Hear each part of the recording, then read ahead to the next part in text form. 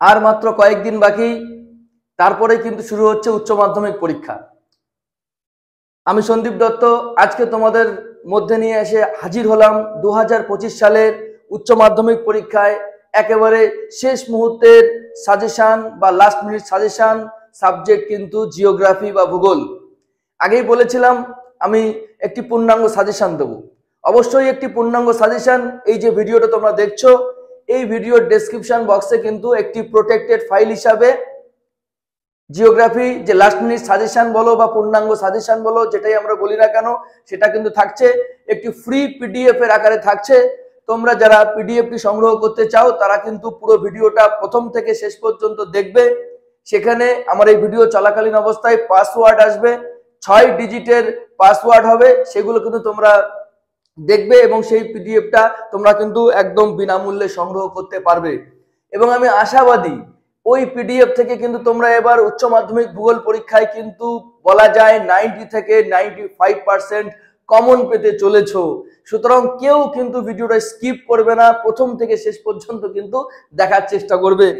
আমি তোমাদের সকলকে আরেকবার তোমাদের ইউটিউব চ্যানেল ইজি মেট লার্নিং এ স্বাগত জানাচ্ছি, এবং যারা ফেসবুকে এই ভিডিওটা দেখছো তাদেরও আমি ওয়েলকাম জানাচ্ছি তোমাদের ফেসবুক পেজ ইজি মেট লার্নিং এ।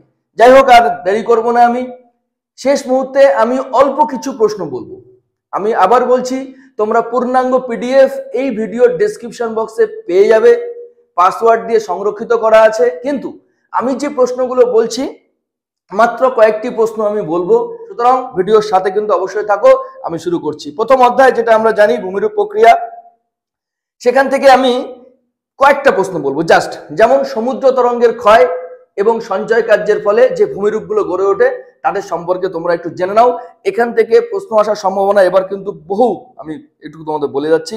এছাড়া তোমরা প্রবাল প্রাচীরের যে ভাগগুলো আছে একবার করে দেখে যাবে। কয়েকটি প্রস্রবণ যেমন গিজার, আর্টিজিও কূপ, এগুলো দেখে যাবে, ইম্পর্টেন্ট হবে। এরপরে আমি বলবো রিয়া উপকূল, ফিয়র্ড উপকূল, ডালমেশিয়া উপকূল একবার দেখে যাও।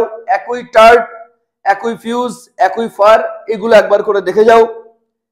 নগ্নিভবন, আবহবিকার, ক্ষয়ভবনের মধ্যে পার্থক্য, এই বিষয়গুলো দেখে যাও। এবং চুনাপাথরযুক্ত অঞ্চলে কিছু ভূমিরূপ দেখা যায় আমরা জানি, যেমন পাতন প্রস্তর বা ড্রিপ স্টোন, পোলজে, সিংখোল, এরকম কয়েকটা ভূমিরূপ ছোট ছোট করে তোমরা কিন্তু দেখে যেও। আর ওই কাস্ট অঞ্চল অনুর্বর হয় কেন বা কাস্ট অঞ্চলের গুরুত্ব কি একবার দেখে যেতে পারো। দ্বিতীয় অধ্যায় চলে আসছে আমি ক্ষয়চক্র। এখান থেকে মোস্ট ইম্পর্টেন্ট একটা প্রশ্ন বলবো যে নদীর পুনর্যৌবন বা ভূমিরূপের পুনর্যৌবন লাভ বলতে কি বোঝো। এদের একটা শ্রেণী বিভাগ আছে, শ্রেণী বিভাগটা পড়বে এবং এই পুনর্যৌবনের ফলে কি কি ভূমিরূপ তৈরি হয় সেগুলো চিত্র সহ কিন্তু তোমরা রেডি করে যাও।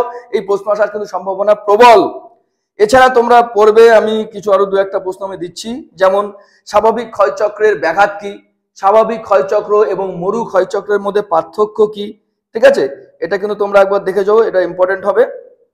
এছাড়া আমি বলতে পারি যে ডেভিসের ত্রয়ী কি, ত্রয়ী, যেমন উনি একটা কথা বলেছিলেন যে landform is the function of structure, process and stage, এটাকেই বলে ডেভিসের ত্রয়ী, একবার দেখে যাও। এছাড়া তোমরা ছোট প্রশ্ন হিসেবে দেখে যেতে পারো ইনসেলবার্জ কি, মোনাডনক কি, পেনিপ্লেন, পেডিপ্লেন কিন্তু গুরুত্বপূর্ণ হবে আমার মনে হচ্ছে। এরপরের অধ্যায়ে চলে আসে জলনির্গম প্রণালী। এখান থেকে আমি একটি বড় প্রশ্ন দিচ্ছি, মানে কয়েকটি প্রকার বা কয়েক প্রকার জলনির্গম প্রণালীর চিত্র সহ বর্ণনা দাও। তোমরা বেসিক্যালি বৃক্ষরূপী, জাফরিরূপী, সমান্তরাল, আয়তকার, এরকম কয়েকটা 3-4টে করলে। এছাড়া কেন্দ্রমুখী, কেন্দ্র বহির্মুখী জলনির্গম প্রণালীর মধ্যে পার্থক্য কি একবার তোমরা এটা দেখে যেতে পারো। অধ্যারক নদী কাকে বলে, পূর্ববর্তী নদী কাকে বলে, পরবর্তী নদী কাকে বলে, এগুলো গুরুত্বপূর্ণ কিন্তু এখান থেকে হবে। পরের যেই আমি প্রশ্নটা আমি বলছি, পরের যে অধ্যায়ের প্রশ্ন বলছি, মৃত্তিকা সৃষ্টিতে প্রভাব বিস্তারকারী উপাদানগুলি কি কি। দেখো, মৃত্তিকা কিভাবে সৃষ্টি হয় তার একটা প্রসেস আছে, সেটা আলাদা। আর আমি যে প্রশ্নটা বলছি মৃত্তিকা সৃষ্টির উপাদান বা কোন কোন উপাদান মৃত্তিকা সৃষ্টি হতে সাহায্য করে। দুরকম উপাদান আছে, সক্রিয় উপাদান, নিষ্ক্রিয় উপাদান। সক্রিয় উপাদানের মধ্যে পড়ছে জলবায়ু, জীবজগৎ। নিষ্ক্রিয় উপাদানের মধ্যে পড়ছে আদিশিলা, পূর্বকৃতির সময়। এগুলো দেখে যাও, প্রশ্ন আসার সম্ভাবনা কিন্তু বলা যায় 90%-এর উপরে। এছাড়া ছোট ছোট প্রশ্ন হিসেবে মৃত্তিকা পরিলেখ, ইলুভিয়েশনের মধ্যে পার্থক্য, মলিসল, ইউএসডিএ সিস্টেম থেকে কয়েকটা দিচ্ছি, মলিসল, অ্যান্ডিসল, এডিডিসল, অক্সিসল, অ্যালফিসল এবং স্পোডোসল, এগুলো দেখে যাবে। রেগোলিথ কি দেখে যাবে। আর পর্জলাইজেশন, ল্যাটারাইজেশন, হিউমিফিকেশন এগুলো একবার দেখে যাও, কাজে লাগবে। এবং আঞ্চলিক মাটি, অনাঞ্চলিক মাটি এবং আন্তঃআঞ্চলিক মাটি এগুলো তোমরা এখান থেকে দেখে যাও, ইম্পর্টেন্ট হবে। এরপরে পিএইচ কাকে বলে এটাও দেখতে পারো, আর শারীরবৃত্তীয় শুষ্ক মৃত্তিকা কাকে বলে এটাও ইম্পর্টেন্ট হতে পারে। ঠিক আছে, পঞ্চম অধ্যায় বায়ুমণ্ডল থেকে যেটা দেখতে পাচ্ছি ওজোন স্তরের ক্ষয়ের ফলাফল বা বিশ্ব উষ্ণায়নের ফলাফল, বা এইভাবেও ঘুরিয়ে প্রশ্ন আসতে পারে যে গ্রিন হাউস এফেক্টের ফলাফল, এই প্রশ্নটা তোমরা দেখে যাবে। নাতিশীতোষ্ণ মণ্ডলের ঘূর্ণবাতের জীবনচক্র ভেরি ভেরি ইম্পর্টেন্ট, এবং ক্রান্তীয় ঘূর্ণবাত এবং নাতিশীতোষ্ণ মণ্ডলের ঘূর্ণবাতের মধ্যে পার্থক্য দেখে যাবে। মৌসুমী বায়ুর সাথে জেট বায়ুর সম্পর্ক দেখে যাবে। এছাড়া উদ্ভিদের 4টে ভাগ আছে, মেসোফাইট, হাইড্রোফাইট, জিরোফাইট, হ্যালোফাইট। এই 4টের মধ্যে থেকে যে কোনো একটা কিন্তু এবার পরীক্ষায় আসতে চলেছে, এই 4টে পড়লে একটা কমন পাবে, গেল। গ্রিন হাউস গ্যাসগুলোর নাম তোমরা দেখতে পারো, আর টিকা হিসেবে ধরো এল নিনো, লা নিনা, কালবৈশাখী, পশ্চিমী ঝঞ্ঝা, এগুলো তোমরা কিন্তু একবার দেখে রাখতে পারো। এছাড়া আমি বলতে চাই জলবায়ু থেকে যদি কোনো প্রশ্ন আসে, যেমন তোমার নিরক্ষীয় জলবায়ুর বৈশিষ্ট্য একবার দেখে রাখতে পারো। ভূমধ্যসাগরীয় জলবায়ুতে শীতকালে কেন বৃষ্টিপাত হয়, আইটিসি জেট কাকে বলে, এগুলো ইম্পর্টেন্ট হতে পারে। বা প্রতি ঘূর্ণবাতের সাথে শান্ত আবহাওয়া জড়িত থাকে কেন, মেরু অঞ্চলে ওজন গহ্বর কেন সৃষ্টি হয়। পরের অধ্যায় জীববৈচিত্র্য, এখান থেকে 2 থেকে 3 নম্বরের প্রশ্ন আসে, বড় প্রশ্ন আসে না। আমি যে প্রশ্নটা প্রথমেই বলছি, জীববৈচিত্র্যের গুরুত্ব মোস্ট ইম্পর্টেন্ট।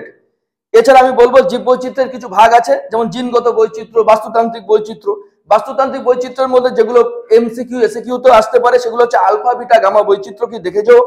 জীববৈচিত্র্য সংরক্ষণের যে পদ্ধতিগুলি কি কি, যেমন এক্স-সিটু সংরক্ষণ, ইন-সিটু সংরক্ষণ, এগুলো কিন্তু দেখেছো।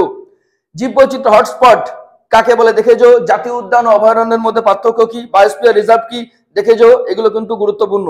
এবং আরেকটা প্রশ্ন আসতে পারে যে ক্রান্তীয় জলবায়ুতে কেন জীববৈচিত্র্যের পরিমাণ বেশি হয় অন্যান্য জলবায়ুর তুলনায়। দুর্যোগ বিপর্যয় চ্যাপ্টার থেকে যে প্রশ্নগুলো ইম্পর্টেন্ট হবে, দুর্যোগ বিপর্যয়ের পার্থক্য, প্রত্যেকবার এই প্রশ্নটাই আসে, একটু ঘুরে ফিরে আসে, একবার দেখে যাও। এছাড়া দিচ্ছি বন্যাকে কেন আধা প্রাকৃতিক দুর্যোগ বলে, প্রাকৃতিক দুর্যোগ এবং মনুষ্য সৃষ্ট দুর্যোগের মধ্যে পার্থক্য দিচ্ছি। এছাড়া তোমরা দেখে যাবে সুনামি কাকে বলে, মেঘ ভাঙা বৃষ্টি কি, হরপা বান কি, ভূমিধস কি, টর্নেডো কি দেখে যাবে।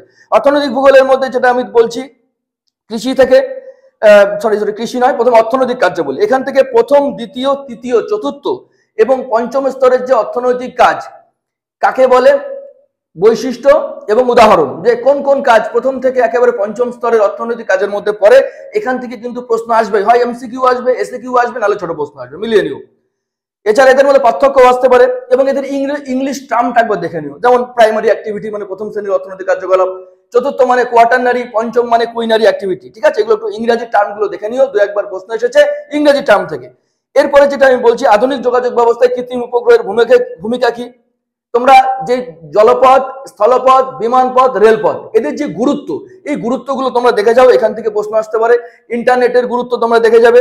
ঠিক আছে, তথ্য প্রযুক্তি শিল্প কি, গুরুত্বপূর্ণ, এই বিষয়গুলো গুরুত্বপূর্ণ বললাম এই অধ্যায় থেকে মোটামুটি।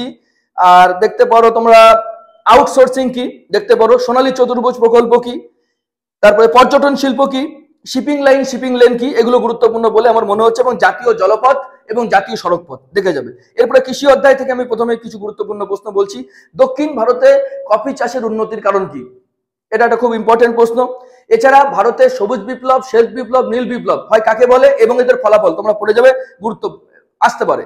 এবং নিবিড় জীবিকা হত্যা ভিত্তিক কৃষিতে কেন মাথাপিছু উৎপাদন কম, এবং ব্যাপক কৃষিতে কেন বিঘাপতি উৎপাদন বেশি হয়, মানে তোমার বাণিজ্য ভিত্তিক কেন হয়, ব্যাপক কৃষি কেন বাণিজ্য ভিত্তিক হয়, কারণ এই ব্যাপক কৃষিতে মাথাপিছু উৎপাদন কিন্তু অনেক বেশি, ফলে প্রচুর পরিমাণে ব্যবসা বাণিজ্যের একটা সুযোগ কিন্তু থেকে যায়।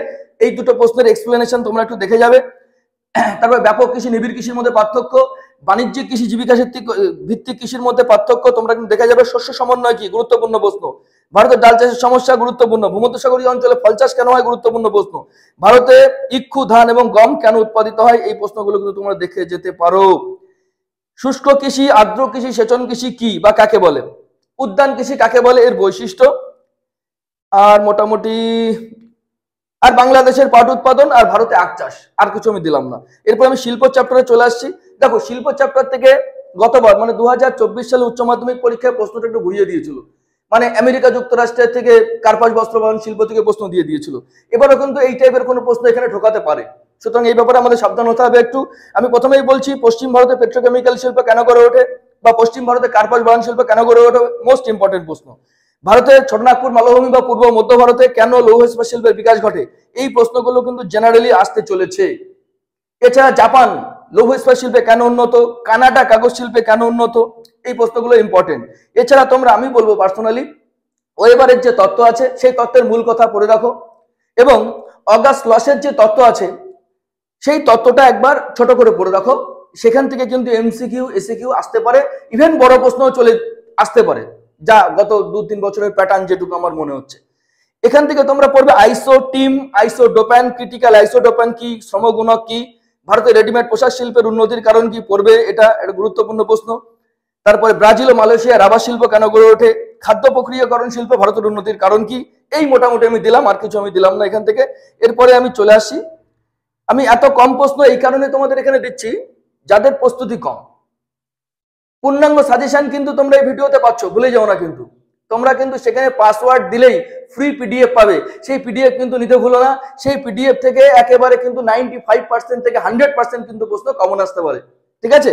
এরপরে আমি চলে যাচ্ছি জনসংখ্যা চ্যাপ্টার। এখানে কিছু প্রশ্ন আমি দিচ্ছি, যেমন পৃথিবীর অসম জনবন্টনের প্রাকৃতিক কারণ কি, অপ্রাকৃতিক কারণ কি, মোস্ট ইম্পর্টেন্ট।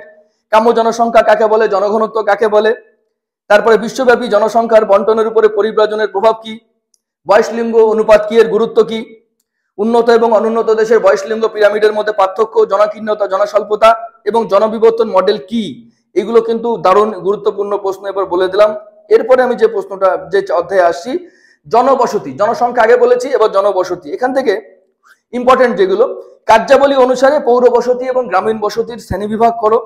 2011 সালের আদমশুমারি অনুযায়ী পৌর বসতি এবং গ্রামীণ বসতির সংজ্ঞা দাও, বা তাদের আমরা কিভাবে নির্ধারণ করতে পারি যে কোনটা পৌর বসতি কোনটা গ্রামীণ বসতি। 2011 সালের জনগণনায় যেটা বলা হয়েছে এগুলো নির্ধারণের ক্ষেত্রে বা মাপকাঠি নির্ণয়ের ক্ষেত্রে, সেটা তোমরা বলবে। গোষ্ঠীবদ্ধ বিক্ষিপ্ত রৈখিক জনবসতি, যে কোনো একটা পরীক্ষা আসবে। এর আগে বলেছি হ্যালো ফাইট, জিরো ফাইট, ওদের ভিতর থেকে যে কোনো একটা পরীক্ষা আসবে। এদের থেকে বলছি গোষ্ঠীবদ্ধ রৈখিক বিক্ষিপ্ত, যে কোনো একটা পরীক্ষা আসবে। এরপরে হচ্ছে গ্রামীণ ও নগর পৌর বসতির পার্থক্য, নগরায়ন কি সমস্যা, মহানগর কি, মেগাসিটি কি, মেগালোপলিস কি, পৌরপুঞ্জ কি, সিবিডি কি, এবং মৌজা মানচিত্র বলতে কি বোঝো বা মৌজা ম্যাপ কি। যাই হোক, এবার লাস্ট অধ্যায়ে চলে আসছি আমরা, আঞ্চলিক অর্থনৈতিক উন্নয়ন। এখানে ক্ষুদ্র বৃহৎ পরিকল্পনা অঞ্চল কাকে বলে বা পার্থক্য, কলকাতা সহযোগী বন্দর হিসেবে হলদিয়া বন্দরের যে গুরুত্ব, সেই গুরুত্ব লেখো। উন্নয়ন কি, স্থিতিশীল উন্নয়ন কি। এছাড়া হলদিয়া শিল্পাঞ্চলের বিভিন্ন রকম শিল্পগুলির নাম লেখো। বেঙ্গালুরুতে ইলেকট্রিক শিল্প কেন গড়ে ওঠে, বাহ্যিক অঞ্চল এবং ক্রিয়ামূলক অঞ্চলের মধ্যে পার্থক্য লেখো।